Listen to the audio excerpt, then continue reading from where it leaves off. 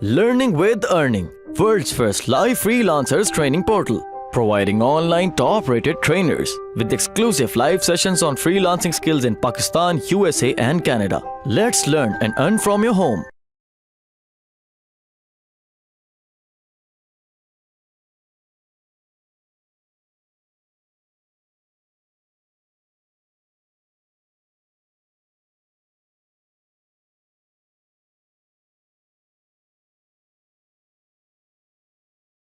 Clip select है, मैं motion के अंदर जाता हूं, मोशन को सिलेक्ट कर रहा हूं तो आप देखें इसके गिर्द एक सिलेक्शन आ गई है मेरे फ्रेम के गिर्द, जो कि नहीं सिलेक्ट था तो पहले नहीं थी। अगर आप गौर करें आपके टाइमलाइन का जो प्रीव्यू है, प्रोग्राम आपका मॉनिटर है, उसमें अगर आप देखें प्रोग्राम विंडो में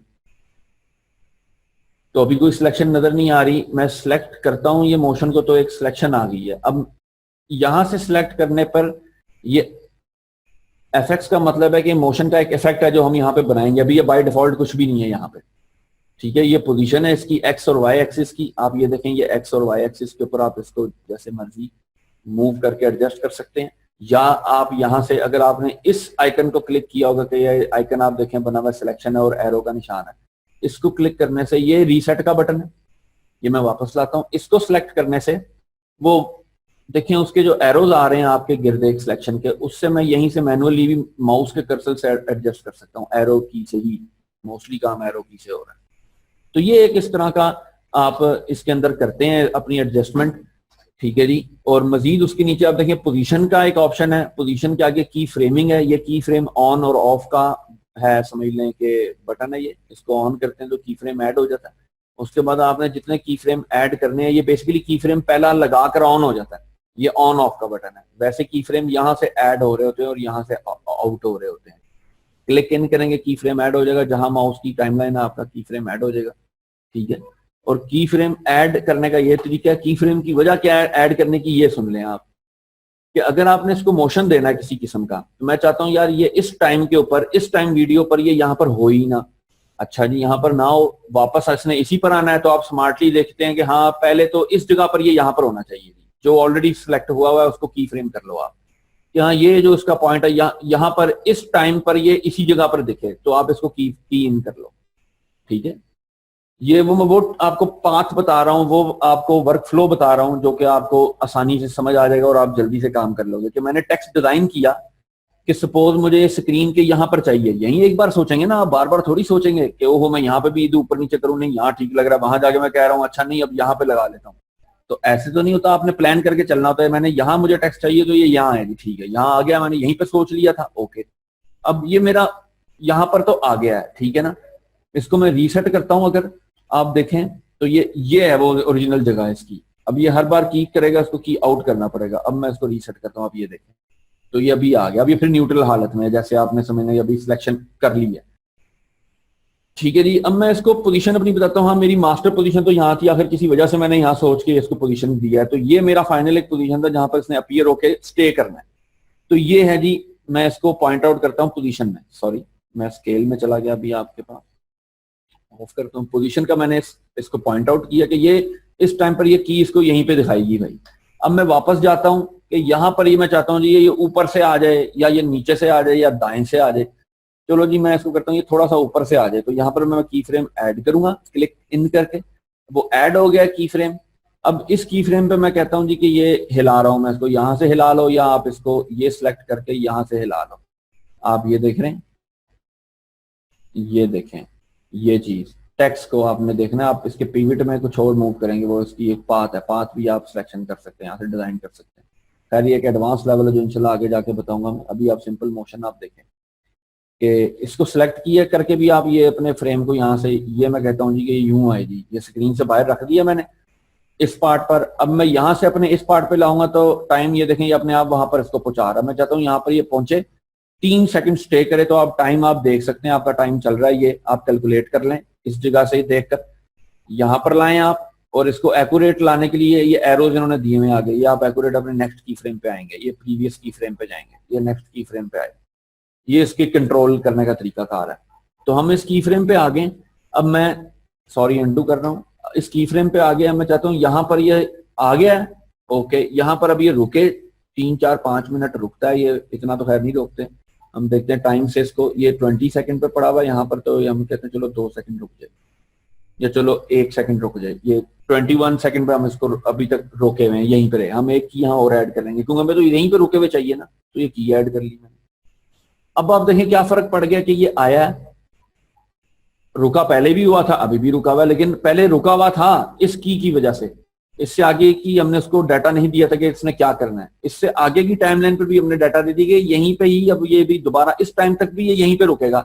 उसके बाद मैं इसको कहता हूँ हाँ यहाँ पर अब आके ये जो है ना दूसरी तरफ चला जाए, तो मैं अब इसको दोबारा पहुंचा देता हूँ उधर, यूं करके आप इसको ले जाए पर अपने उस तरफ, ठीक है, या इस तरफ ऊपर से आए तो चलो इधर चला जाए, इन आउट, या आप इसको यहां से सिलेक्ट करके मोशन से आप इसको यूं कर देते हैं, आउट फ्रेम कर दें। अब आप देखें ये क्या फर्क पड़ा कि ये आप टाइमलाइन चलाएं आप तो देखें वो इस की फ्रेम के ऊपर वो वहां था, अगले की फ्रेम पर इतने टाइम में उसने ऑटोमेटिकली यहां आना है, अगले टाइम पर उसने ऑटोमेटिकली उसी जगह पर रहना था, और उससे अगले टाइम के स्टार्ट पर उसने ऑटोमेटिकली उस जगह पर पहुंच जाना, और वो चला गया। ये this is what we call animation. ये बेसिक है एनिमेशन की। किसी भी सॉफ्टवेयर में आपको एनिमेशन के लिए की फ्रेमिंग यही समझनी पड़ेगी आपको, चाहे आप माया 3D इधर उधर जहां मर्जी चले जाएं, टोटल पैटर्न की फ्रेमिंग का यही चल रहा है। इससे अगला लेवल अब दुनिया ने इंट्रोड्यूस करवाया नोड बेस। आप नोड बेस चल रहे होते हो, वो एक और लेवल है, वो आपको फिर कभी इंशाल्लाह बताएंगे। अभी जो दुनिया पे इस टाइम मैक्सिमम सॉफ्टवेयर जो चल रहे हैं वो इसके ऊपर इस पैटर्न पे चल रहे हैं की फ्रेमिंग। अभी ये की फ्रेमिंग में दे रहा हूं पोजीशन में। पोजीशन मेरे पास क्या ऑप्शन है, सिर्फ एक्स एक्सिस और वाई एक्सिस। अब मैंने उसको डाटा बेसिकली क्या दिया है, लॉजिकली आपको ये बता रहा हूं मैं कि मैंने उसको डाटा दिया कि ये इस पॉइंट पर इतने एक्सिस और इतने वाई एक्सिस पे ये पड़ी हुई हो, इधर ये इतने पे पड़ी हो, इधर ये इतने पे पड़ी हो। हम इसको फ्रेम्स में देख रहे हैं तो वो हमें यूं दिख रही है। अब मैं कहता हूँ नहीं यार, इसके अंदर मैं स्केल अप ऐड कर लूं कि ये यहाँ पे तो यहाँ था, लेकिन जब ये यहाँ आए ना तो ये अपने साइज से बड़ा होना चाहिए यार, आखिर टाइटल है ये मेरा।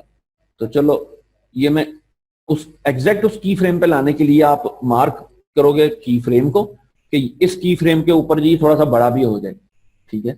तो आप इसके पहले की फ्रेम का साइज जो है, जो कि स्केल 100% चल रहा है, हम निचले की लाइन अब ऑन करते हैं। अब ये सेकंड डायमेंशन हम इसको दे रहे हैं। पहले सिर्फ एक डायमेंशन थी वहां पर वाई और एक्स और वाई एक्सिस में, ठीक है जी। अब ये जेड एक्सिस भी इसको हम खोल रहे हैं, ऑन कर दिया ताकि ये छोटा बड़ा भी हो जाए। पहले ये राइट लेफ्ट चलती थी, अप डाउन राइट लेफ्ट चलती थी, अब ये आगे पीछे भी चलेगी, स्केल में भी चलेगी, जेड जी डेप्थ में भी चलेगी।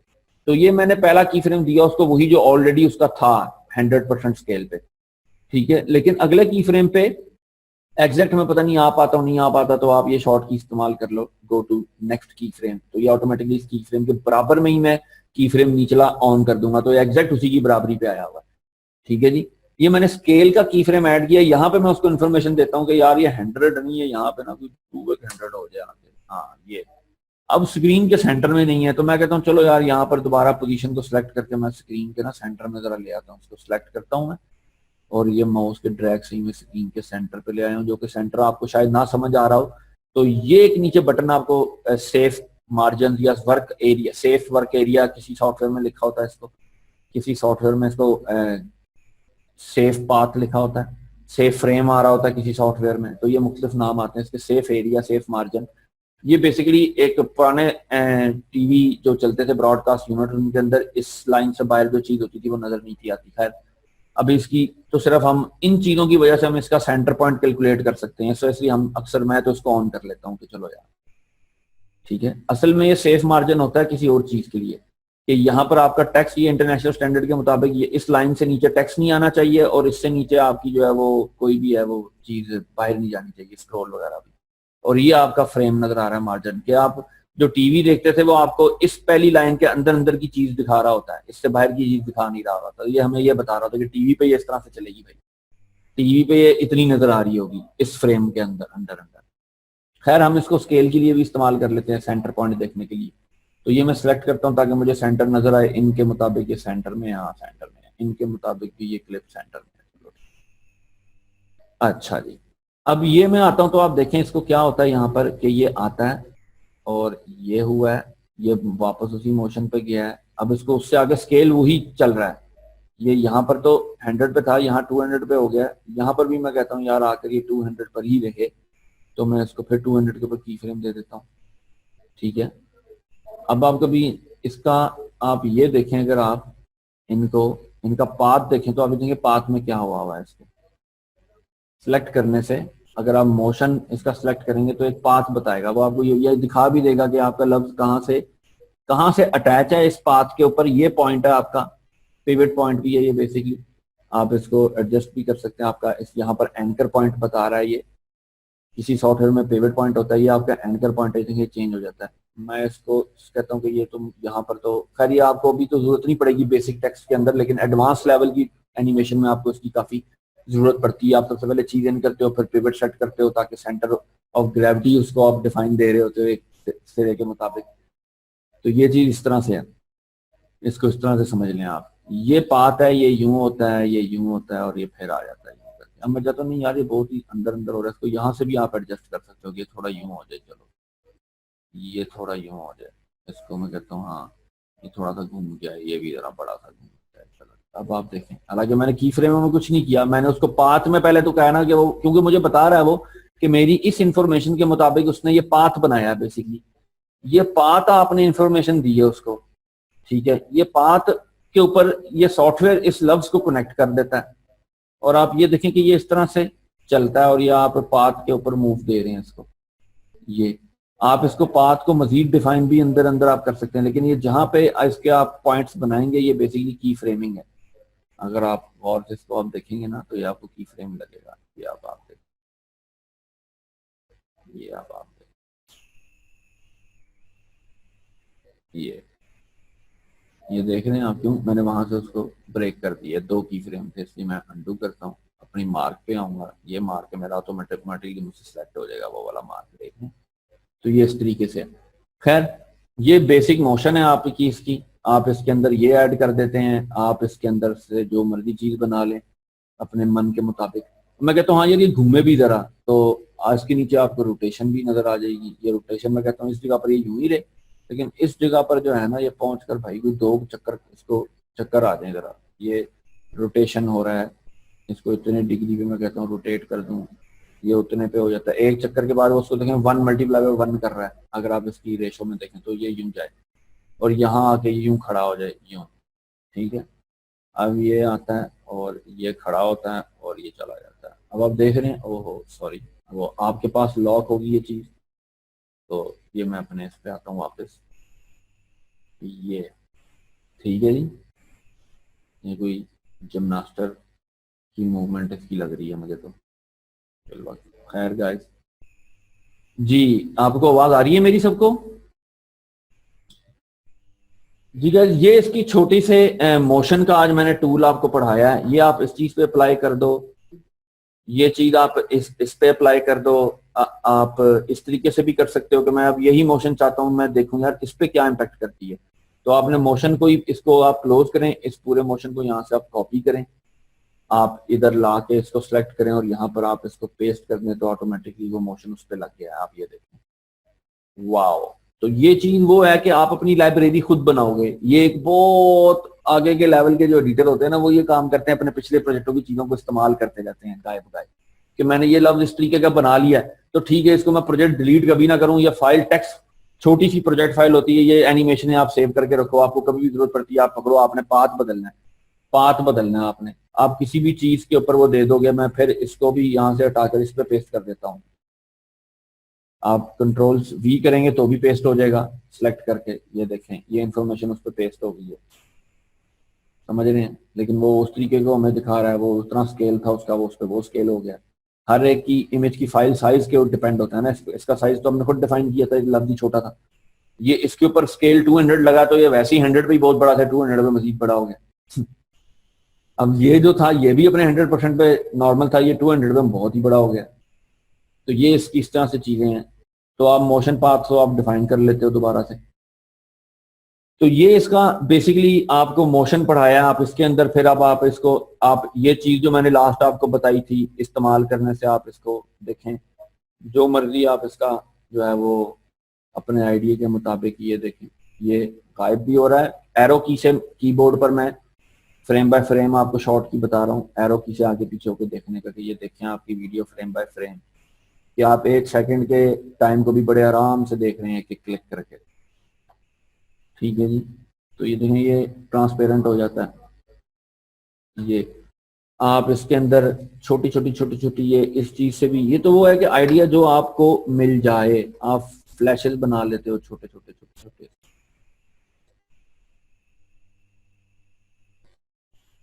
ये देखें छोटे छोटे आप फ्लैशेस बना लेते हो। आप इसको एक एक की फ्रेम पे एडजस्ट कर दो। नेक्स्ट ये होता है जी, अनडू कर रहा हूँ, पेन टूल लेंगे आप पी से, ये आया। आप इस तरीके से, ये मैनेजमेंट आपको बता रहा हूँ कि आपने मैनेजमेंट करनी हो तो की बाय की, क्यों आप इसका एक फ्रेम मिनिमम, इसका टाइम फ्रेम है हमारे वीडियो के सॉफ्टवेयर का, एक फ्रेम के अंदर मजीद नहीं हम घुस सकते, ये हमें नहीं घुसाता। अभी हम मिनट के अंदर एक जो सेकंड के अंदर जो एक फ्रेम है उस तक ही हमें तो जरूर ले जाता है कि एक फ्रेम भी ये हमें डिटेल देता है एक एक फ्रेम की, लेकिन एक फ्रेम के अंदर कितनी डिटेल है वो ये नहीं देता। तो इसलिए हमें इसकी टाइमलाइन के मुताबिक एक एक फ्रेम के ऊपर मार्जिन करना पड़ता है कि हाँ ये यहाँ पे आ जाए, ठीक है। अगले फ्रेम के ऊपर जी मैं फिर इनको सिलेक्ट करता हूँ और इस वाले को मैं यहाँ, सॉरी इसको भी सिलेक्ट करता हूँ, इस वाले को यहाँ ले आता हूँ। अब फिर एक फ्रेम आगे लेके जाता हूँ, फिर सिलेक्ट करता हूँ, अब इस वाले को यहाँ ले आता हूँ।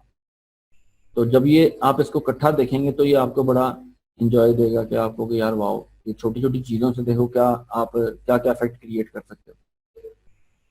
तो बेसिकली ये आपको बताना है कि आप प्लगइन बेस काम कर लो बेशक, या आप अपना काम करना चाहते हो तो आप कर लो। तो अब आप ये देखें इसको, ये देखें क्या उसने फ्लिकर्स नहीं है। मैं इस चीज़ को मजीद मैंने आगे कहीं बार बार देना है तो आप फिर मोशन में चले जाते हैं, ये मोशन में सॉरी हमने ओपेसिटी में इसको की फ्रेमिंग की है तो ओपेसिटी उठा लें।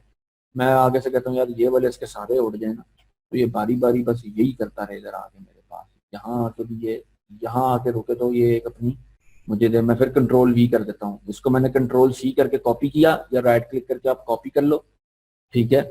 ये मैंने सेलेक्ट किया, राइट क्लिक किया, कॉपी किया, इस जगह पर ये रुकता है लव मैच है तो यहाँ पर ही आके फिर फ्लैश करे, मैं फिर यहाँ पर पेस्ट कर लेता हूँ, या कंट्रोल वी करके कर लें या राइट क्लिक करके पेस्ट कर लें, वो आ जाएगा। तो अब आप देखें ये क्या करता है, ये आया, ये एक फ्लिकरिंग की इसने, ये फिर फ्लिकरिंग की।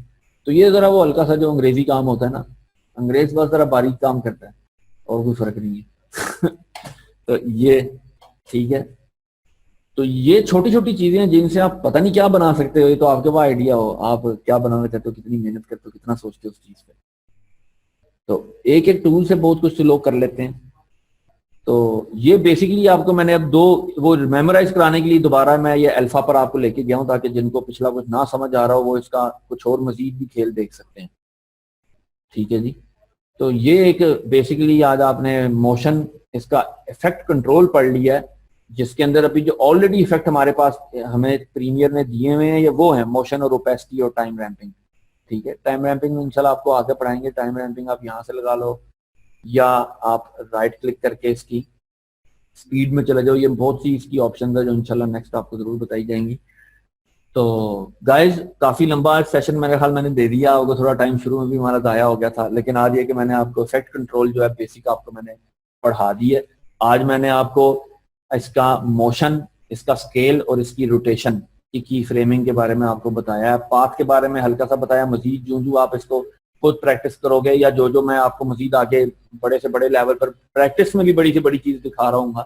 जैसे कल मैंने आपको सिंपल स्टार्टिंग इन और आउट करना बताया था, आज मैंने उसी इफेक्ट से देखो आपको ये भी पंच करके बता दिया कि हाँ यार ये भी कुछ बन सकता है, इस तरीके से भी कुछ हो सकता है।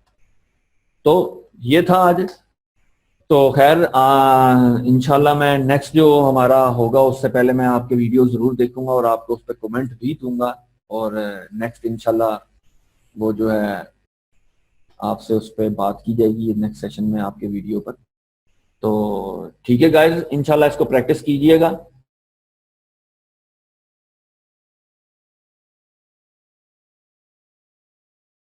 उम्मीद करती हूँ स्टूडेंट्स आपको आज का टॉपिक भी समझ आया होगा। जो चीज़ें आपने समझी हैं वो नोट्स की फॉर्म में भी अवेलेबल है। मेक श्योर आप ये वीडियो को बार बार रिप्ले करें जब तक आपके जहनों में डाउट्स क्लियर नहीं हो जाते।